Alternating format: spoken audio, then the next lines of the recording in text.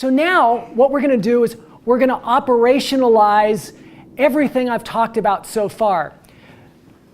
The most important thing to begin doing is to create what is called prospective memory. I gave a talk at Miraval to some high-powered business ladies, and one of the ladies, before I even started, she raises her hand and she says, "You know, Mark, I do not have high hopes for this talk." She said, "You know, I've been to a dozen mindfulness things." She said, "I get it.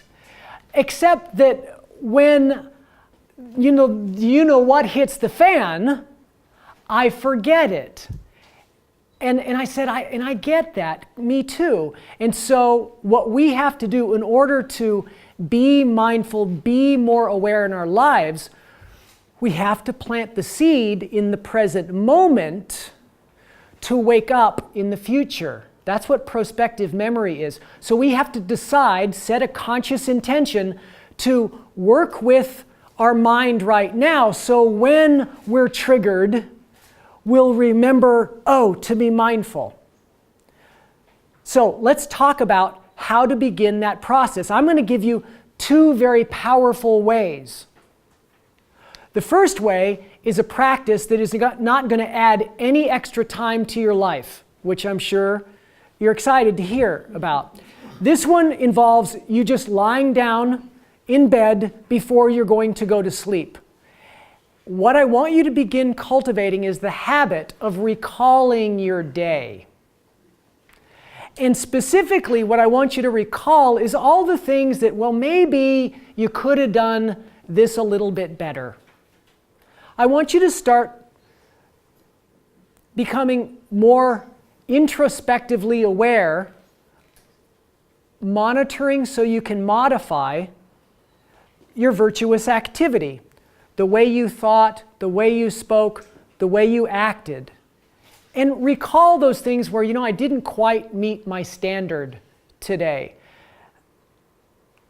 I don't like the word regret so much, but I want you to, at the time you identify something that, you know, I could have done better, I want you to feel the gap between how you showed up today and how you want to show up in the future.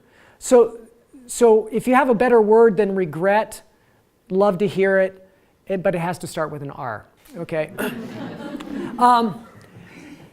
Okay, so you spend a little time feeling okay, a little gap there. Now here's where I want you to spend most of your energy. I want you to spend most of your energy in creating a sense of resolve to do better next time. And this not only feel the feelings of want to do better, but use your imagination to see yourself doing better. Maybe replaying the incident, the experience in your mind, and seeing yourself doing it better.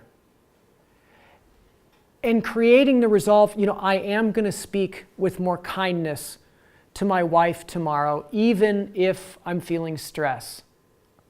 I'm going to do that. That's how you begin to plant the seed. Because you're using your energy, your brain, your nervous system. Think more emotion, stronger the imprint. Okay, we learned that already. Use that time to create a sense of urgency, resolve. I'm going to do this. Plant that seed in your memory. Then you've done it. Now what I want you to do is I want you to feel a sense of relief. So if there's any residual guilt, completely let that go. You are on an evolutionary path. You are getting better, but better is incremental. It's iteration after iteration. You're not going to just immediately be better.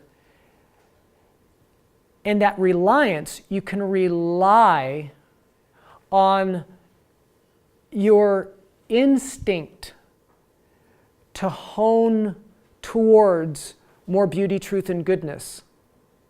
You can rely on help from God, higher power, potential to become, whatever is your spiritual, religious inclination, rely on that.